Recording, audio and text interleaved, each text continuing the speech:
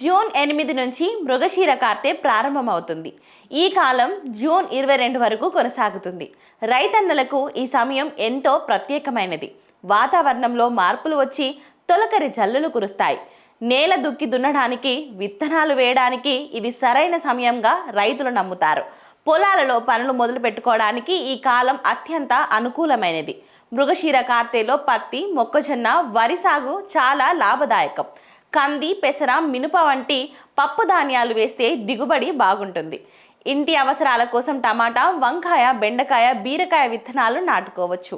ఇలా విత్తనాలు వేయడం వల్ల పంటలు ఏపుగా పెరిగి మంచి ఫలితాలు ఇస్తాయి. ఈ సమయం వ్యవసాయానికి ఒక కొత్త ఉత్సాహాన్ని ఇస్తుంది. మృగశిర రాకతో రైతులు వ్యవసాయ పనుల్లో బిజీగా ఉంటారు. వర్షాలు మొదలవుతాయి కాబట్టి నేలను సిద్ధం చేసుకోవాలి. సకాలంలో విత్తనాలు వేయడం వల్ల పంటలకు చీడపీడలు తగ్గుతాయి.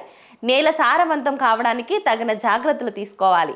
సాగులో ఆచరించే చిన్న చిన్న మార్పులు గొప్ప దిగుబడిని ఇస్తాయి. రైతులందరూ ఈ కాలాన్ని సద్వినియోగం చేసుకోవాలని మేమందరం కోరుకుంటున్నాం.